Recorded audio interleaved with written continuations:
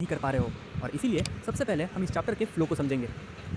देखो, ये चैप्टर शुरू होता है दो बेसिक टॉपिक से, electric current and potential difference. इन दोनों से बनती है एक नई term that is electric power. अब इस करंट एंड पोटेंशियल डिफरेंस के रिलेशन से आता है ओम्स लॉ। ओम्स लॉ से हमें रेजिस्टेंस का कंसेप्ट मिलता है जो कुछ फैक्टर्स पे डिपेंड करता है। इसी रेजिस्टेंस से डिवाइस में हीट जनरेट होती है जिसे heating effect of electric current भी कहा जाता है। अब रेजिस्टेंस से ही हमें रेजिस्टर का कंसेप्ट समझ में आता है जिसे हम दो तरीके से अरेंज कर सकते हैं, series combination and parallel combination. ये रजिस्टर सर्किट डायग्राम्स में यूज होता है और इस पे बहुत सारे न्यूमेरिकल्स आते हैं।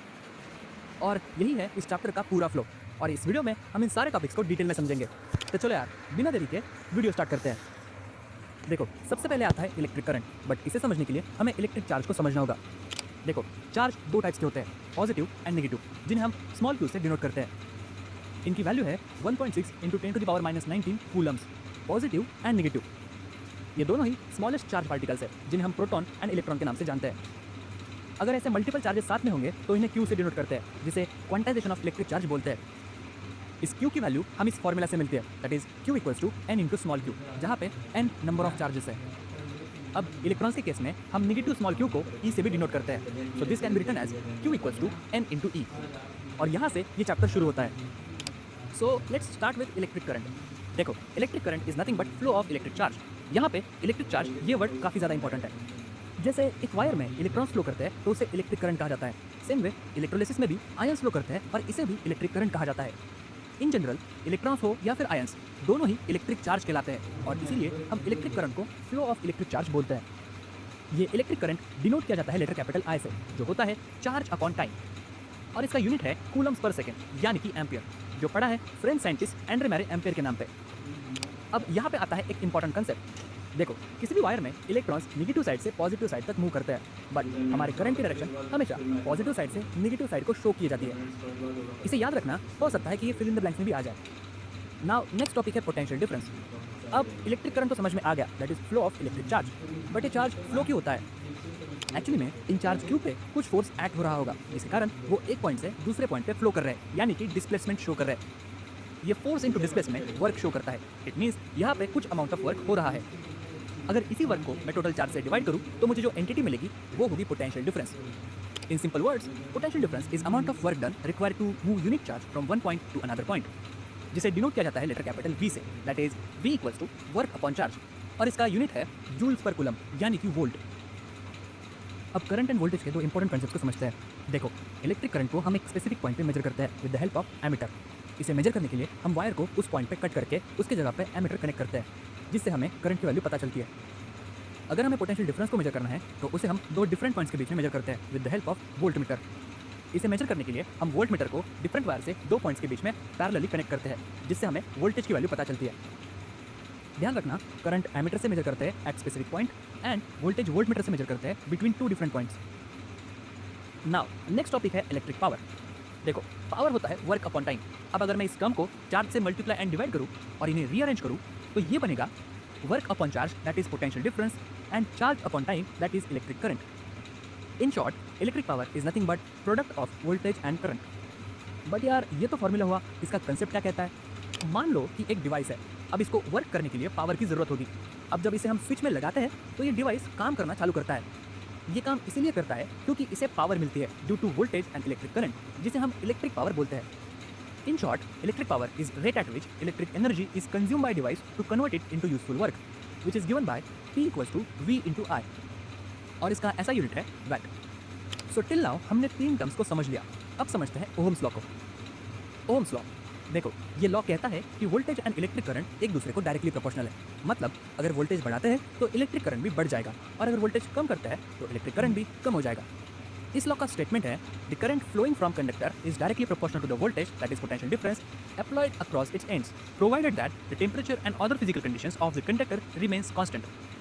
ये स्टेटमेंट सर जॉर्ज ओहम ने दिया था और इसीलिए इसे ओहम्स लॉ बोला जाता है। अब ये जो है ये एक रिलेशन है। इसे इक्वेशन बनाने के लिए इसमें एक कांस्टेंट इंट्रोड्यूस हुआ जिसे हम रेजिस्टेंस बोलते हैं। चलो, अब रेजिस्टेंस क्या होता है इसे समझते हैं। So let's talk about resistance. देखो, एक वायर में पोटेंशियल डिफरेंस के कारण इलेक्ट्रॉन्स फ्लो करते हैं। इन इलेक्ट्रॉन्स के फ्लो को डिस्टर्ब करने का काम रेजिस्टेंस करता है। In simple language, resistance is nothing but opposition to flow of electric charge. ये रेजिस्टेंस वोल्टेज एंड करंट पे डिपेंड नहीं करता। मतलब अगर तुम सेम वायर में potential difference and electric current को इंक्रीज करोगे तब भी इलेक्ट्रिक वायर का रेजिस्टेंस चेंज नहीं होता और इसीलिए इसे एक कांस्टेंट की तरह यूज़ किया जाता है। बट अगर तुम वायर को ही बदल दोगे तो फिर ये चेंज हो जाएगा। इन simple words, resistance does not depend upon electric parameters such as electric current and potential difference. Instead, it depends on wire or conductor properties such as length, width and material. और यहीं से शुरू होता है हमारा next topic, that is factor affecting resistance, यानी कि factors on which resistance depends. जैसा कि मैंने कहा, रेजिस्टेंस वायर के प्रॉपर्टीज पर डिपेंड करता है such as length, width and material. अब यहाँ पे विड्थ से मेरा मतलब है cross section area and material से मेरा मतलब है वायर की रेजिस्टिविटी। चलो इन तीनों को एक एनालॉजी से समझते हैं। सो लेट्स अज्यूम कि एक वायर रोड की तरह है, रेजिस्टिविटी पॉटहोल्स की जैसी है, इलेक्ट्रिक करंट एक राइडर की तरह होता है एंड रेजिस्टेंस बेसिकली ट्रैफिक है। अब सुनो, अभी अगर मैं रोड की लेंथ बढ़ाऊंगा तो ऐसे में राइडर को ज़्यादा ट्रैफिक ओवरकम करना पड़ेगा। सिमिलरली अगर मैं वायर की लेंथ बढ़ाता हूँ तो इलेक्ट्रिक करंट को भी ज़्यादा रेजिस्टेंस फेस करना पड़ेगा। In short, more length equals to more traffic, that is more resistance. It means resistance is directly proportional to the length. अब हम लेंथ नहीं बल्कि विड्थ बढ़ाते हैं तो ऐसे में ट्रैफिक भी स्प्रेड हो जाएगा एंड राइडर इजीली मूव कर पाएगा। सिमिलरली अगर हम वायर का क्रॉस सेक्शन एरिया इंक्रीज करते हैं तो ऐसे में same amount of electric current easily travel कर पाएगा। In short, more width equals to less traffic equals to less resistance, that is resistance is inversely proportional to area. चलो अब थोड़ी देर के लिए ट्रैफिक को भूल जाओ। अब मान लो कि रोड ही घटिया है, इसमें बहुत सारे पॉटहोल्स हैं। अब अगर रोड ही खराब होगा तो राइडर को मूव करने में ऐसे भी दिक्कत आएगी। सेम वे अगर वायर की प्रॉपर्टी ही बकवास होगी यानी रेजिस्टिविटी ज़्यादा होगी तो इलेक्ट्रिक करंट को फ्लो करने में भी दिक्कत आएगी। In short, more potholes that is more resistivity equals to more resistance. It means resistance is directly proportional to resistivity. अब अगर हम इन तीनों रिलेशंस को कंबाइन करें तो तुम्हें जो इक्वेशन मिलता है वो है resistance equals to resistivity multiplied by length upon area. इस रेजिस्टेंस को ओहम में मेजर किया जाता है और ये तीनों वायर की प्रॉपर्टीज है। नाउ रिमेंबर, रेजिस्टिविटी मटेरियल की प्रॉपर्टी है जो चेंज नहीं होती। जैसे डेंसिटी एक मटेरियल की प्रॉपर्टी है जो चेंज नहीं होती, सिम वैसे ही रेजिस्टिविटी भी फिक्स प्रॉपर्टी है जो चेंज नहीं होती अनलेस अनटिल हम उसका टेम्परेचर बहुत ज़्यादा चेंज नहीं करते। अब सवाल आता है कि कंडक्टर का टेम्परेचर चेंज क्यों होगा, और यहीं पे आता है next topic, that is heating effect of electric current. देखो, रेजिस्टेंस मटेरियल की नेचुरल प्रॉपर्टी है जो हर कंडक्टर में होती है। जब इलेक्ट्रॉन्स वायर से फ्लो करते हैं तो वो मॉलिक्यूल से टकराते हैं जिसके कारण वो एनर्जी लूज करते हैं। ये एनर्जी हीट में कन्वर्ट होती है जिससे कंडक्टर का टेम्परेचर बढ़ जाता है और इसी चीज़ को हम heating effect of electric current बोलते हैं। ये इफेक्ट हमें सारे इलेक्ट्रिकल डिवाइसेस में देखने को मिलता है जब हम इन्हें ज़्यादा टाइम तक यूज़ करते हैं। ये डिवाइसेस हीट से खराब ना हो इसलिए इनमें लो रेजिस्टिविटी वाले मटेरियल्स यूज़ किए जाते हैं या फिर इनको कूलिंग यूनिट्स प्रोवाइड कर दी जाती है। हीट वैसे तो डिवाइसेस को खराब करती है बट कुछ ऐसे भी डिवाइसेस हैं जो इसी प्रिंसिपल पे काम करते हैं। जैसे केटल को ही ले लो, इसमें नाइक्रोम वायर यूज़ होती है जिसकी रेजिस्टिविटी ज़्यादा होती है। एज ए रिजल्ट ये ज़्यादा रेजिस्टेंस देती है जिससे ज़्यादा अमाउंट ऑफ हीट जनरेट होती है एंड एज ए रिजल्ट इस हीट से पानी गर्म होता है। इस हीट को कैलकुलेट करने का एक फॉर्मूला है, that is H equals to I square RT, जिसमें H है हीट, I है इलेक्ट्रिक करंट, R है रेजिस्टेंस एंड T है टाइम। अब ये हीट हमारी डिवाइसेस के लिए एक प्रॉब्लम है क्योंकि ये हमारे सर्किट्स को, CPUs को मेल्ट कर सकती है। तो क्या ऐसे में हम हीट को कम ज़्यादा कर सकते हैं? और जवाब है शायद नहीं। देखो, हीट रेजिस्टेंस का इफेक्ट है। अगर हम रेजिस्टेंस को मैनिपुलेट कर सकते हैं तो शायद हम हीट को कंट्रोल कर सकेंगे। यहाँ से स्टार्ट होता है एक नया concept, that is register and it's combination. तो पहले तो हम रजिस्टर को समझते हैं। देखो, रजिस्टर एक इलेक्ट्रॉनिक कंपोनेंट है जो कुछ ऐसा दिखाई देता है और इसका सिंबल है जिगजैग लाइन। अब इसके अंदर एक मेटल कॉइल होती है एंड ये बाहर से सिरेमिक से कोटेड होता है। ये एक आर्टिफिशियल रेजिस्टेंस है जिसे हमने डेवलप किया है। जब इसे करंट फ्लो होता है तो ये अंदर की कॉइल हीट हो जाती है। इस हीटेड कॉइल के सराउंडिंग में सिरेमिक लगा होता है जो इस हीट को ट्रैप करता है, जिसकी वजह से हीट सर्किट में स्प्रेड नहीं होती। प्लस इसके कॉइल के प्रॉपर्टीज़ को हम चेंज कर सकते हैं जिससे हम अलग अलग कस्टम रेजिस्टेंस जनरेट कर सकते हैं। देखो, ज़्यादा रेजिस्टेंस मतलब कम करंट। इन शॉर्ट, ये रेजिस्टर्स कंट्रोल वॉल्व की तरह एक्ट करते हैं जो करंट के फ्लो को मेंटेन करते हैं एज पर आवर नीड, और इसका बेस्ट एग्जांपल है फैन। अब सीलिंग फैन में जब हमें कम हवा चाहिए तो हम रेजिस्टेंस को इंक्रीज करते हैं जिससे करंट कम हो जाता है, और जब हमें ज़्यादा फास्ट हवा चाहिए तब हम रेजिस्टेंस को कम करते हैं जिससे करंट बढ़ जाता है और पंखा तेज़ी से घूमता है। अब यहाँ पे जो मल्टीपल रेजिस्टर्स लगाए हैं इसे बोलते हैं रजिस्टर कॉम्बिनेशन, और रजिस्टर्स दो कॉम्बिनेशन में लगाए जाते हैं, series combination and parallel combination. और यहाँ से चालू होता है हमारा next topic, that is combinations of registers. देखो, एक ही वायर से कनेक्ट होने वाले रेजिस्टर्स इन सीरीज कहलाते हैं और मल्टीपल वायर से कनेक्ट होने वाले रेजिस्टर्स इन पैरेलल कहलाते हैं।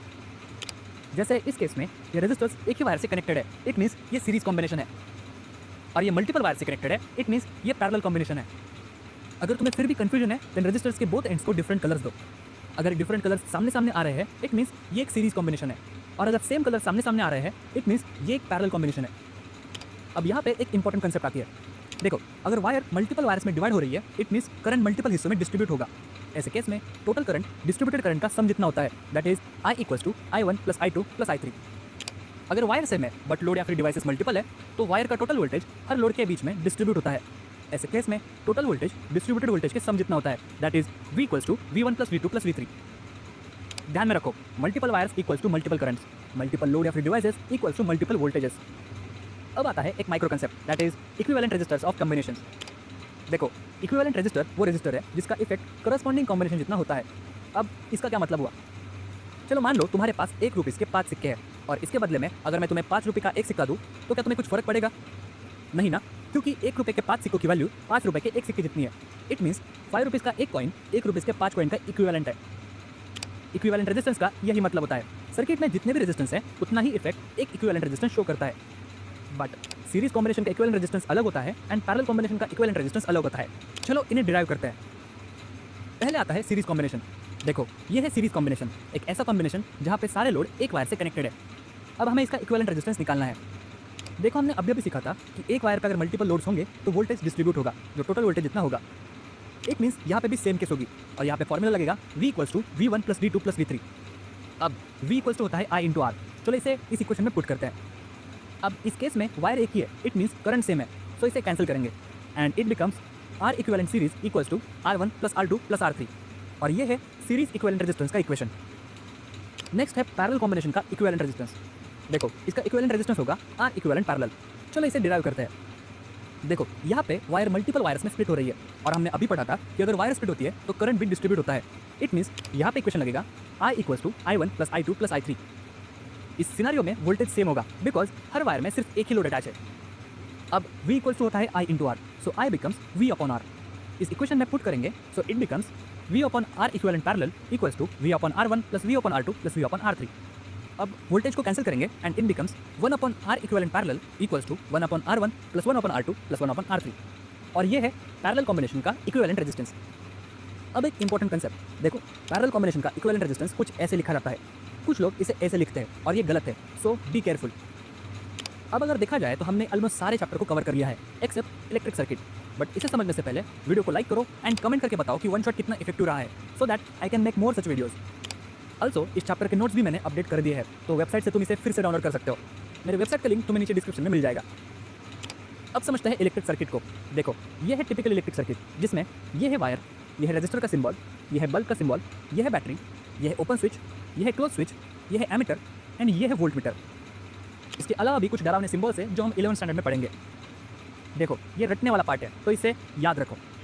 अब इस चैप्टर के न्यूमेरिकल्स बचते हैं। देखो, ये है formula sheet along with solving approach जो मैंने वेबसाइट पर डाल रखी है, इसे भी रट लेना।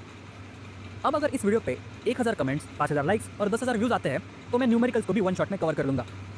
बट यार प्लीज़ इस टारगेट को जल्दी कंप्लीट मत कर।